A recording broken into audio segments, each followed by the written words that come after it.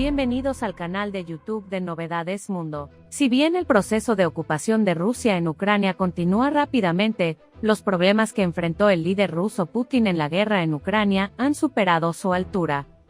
En el 10º mes de la guerra en Ucrania, el ejército ruso presenta un cuadro patético con su aspecto devastado. El líder ruso Putin está pagando el precio más alto por los cálculos erróneos que hizo al comienzo de la invasión. El grupo ruso Wagner, el último recurso de Putin en Ucrania, también ha recibido su parte de sanciones contra Rusia. Los combatientes rusos Wagner desesperados están utilizando 2.000 rondas de proyectiles al día para repeler el avance ucraniano. La fuerza mercenaria Wagner de Rusia está quemando municiones a razón de miles de balas por día en medio de un intento desesperado por detener el avance de las fuerzas ucranianas. En la situación actual, mientras que el ejército ruso sufre escasez de armas y municiones, las municiones gastadas por el grupo Wagner ruso ponen una pesada carga sobre los hombros de Rusia. El grupo de expertos militares con sede en EU ha publicado un informe extremadamente detallado sobre el estado de la campaña militar de Rusia para apoderarse de toda la región de Donbass en Ucrania. Los analistas de ISU señalaron que los combatientes rusos del grupo Wagner opusieron una resistencia desesperada al sur de la ciudad de Bakhmut cuando el ejército ucraniano contraatacó a lo largo de la línea del frente e intentó recuperar las posiciones perdidas. ISU cita a un bloguero militar ruso que informó que las fuerzas rusas del grupo Wagner en la región de Bakhmut dispararon 2.000 rondas por día por combatiente. El último informe compartido por ISU decía: fuentes rusas han afirmado ampliamente que los combatientes rusos del grupo Wagner han tomado el control de Yakovlivka y continúan los feroces combates en Opitne, Klishchivka y Soledar cerca de Bakhmut. El Ministerio de Defensa ruso, MOD, afirmó que las tropas ucranianas fracasaron en su intento de recuperar algunas posiciones perdidas al sur de Bakhmut. Según el informe compartido por ISU, fuentes rusas discutieron en gran medida la intensidad de las operaciones en esta región, y enfatizaron las altas pérdidas de Ucrania. Putin no ha podido aceptar muchos de los reveses militares que han sufrido sus fuerzas en las últimas semanas, como la pérdida de la ciudad de Kherson ante las tropas ucranianas. En cambio, el líder ruso se jactó de que las apropiaciones de tierras del Kremlin eran una consecuencia importante para Rusia, y señaló que el mar de Azov se había convertido en el mar interior de Rusia. En una de sus frecuentes referencias históricas a un líder ruso al que admira, Putin agregó que Pedro el Grande luchó por el acceso a esa masa de agua que se encuentra entre el sureste de Ucrania y el suroeste de Rusia. El jefe de inteligencia de EU dijo que el conflicto en la guerra de Rusia en Ucrania avanzaba a un ritmo lento, lo que sugiere que las fuerzas ucranianas podrían tener mejores perspectivas en los próximos meses. El jefe de inteligencia de EU citó afirmaciones anteriores de algunos de que los asesores del presidente ruso, Vladimir Putin, podrían protegerlo, para Rusia, de las malas noticias sobre los desarrollos de la guerra, y dijo que el ejército está comenzando a aprender más sobre los desafíos que enfrenta en Rusia. Pero aún no está claro para nosotros en esta etapa si tiene una idea completa de cuán duros son en esta etapa, dijo el sábado el director de Inteligencia Nacional de EU en el Foro de Defensa Nacional Reagan en Simi Valley, California. Para ser honesto, ya estamos viendo una especie de ritmo reducido del conflicto, dijo Heinz en su predicción de la ocupación en curso en Ucrania.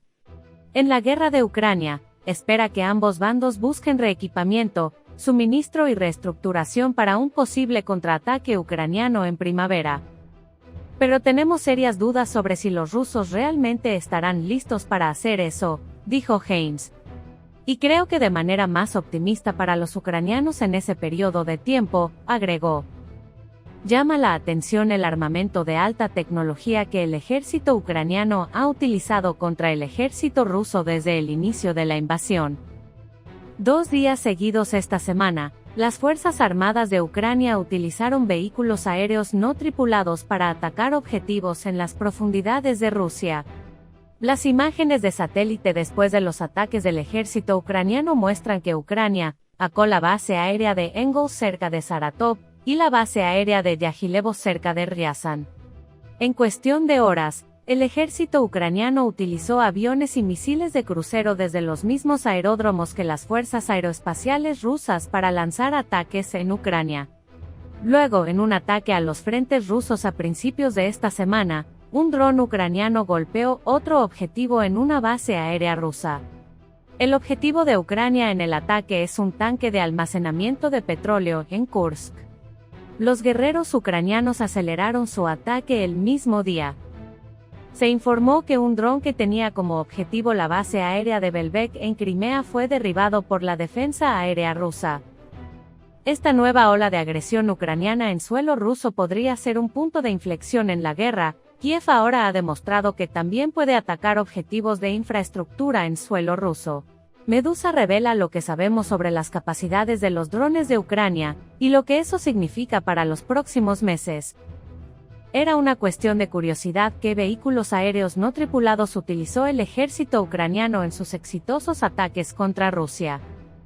Una fuente del liderazgo militar ucraniano dijo que los drones que atacaron las bases aéreas de Rusia fueron lanzados desde territorio ucraniano. Según la fuente compartida en Ucrania, la distancia a la base aérea de Engels, que es el objetivo alcanzado más lejos del terreno controlado por Kiev, es de unos 630 kilómetros, 390 millas. El Ministerio de Defensa ruso informó que el ejército ucraniano utilizó vehículos aéreos no tripulados a reacción de fabricación soviética en los ataques. La declaración del Ministerio de Defensa ruso es consistente con las imágenes de la cámara de seguridad del ataque en la base de Engels. En el clip del ataque con drones ucranianos a la base rusa, el sonido de un motor a reacción que se escucha justo antes de la explosión prueba las declaraciones de las autoridades rusas. Finalmente, el modelo de Stris de la década de 1970 usaba un sistema de navegación inercial, y, por lo tanto, no tendría suficiente precisión para objetivos compactos. Sin embargo, como demuestran los drones kamikaze iraníes Shahed 136 utilizados por el ejército ruso, en la década de 2020 el problema puede resolverse con la ayuda de la tecnología satelital civil ampliamente disponible. Queda por ver si el ejército ucraniano comenzará a realizar ataques regulares contra objetivos en las profundidades de Rusia. Después del ataque del ejército ucraniano más allá de la frontera rusa, los líderes se dieron cuenta. Si bien los funcionarios estadounidenses advirtieron a Zelensky sobre los ataques, algunos líderes acordaron que continuarían los ataques en la frontera rusa. Con su ataque a la frontera rusa, el ejército ucraniano ha demostrado el poder armamentístico de Ucrania. Parece que será posible que veamos las demostraciones de fuerza del presidente ucraniano Zelensky contra el líder ruso Putin en los próximos días. Gracias por mirarnos.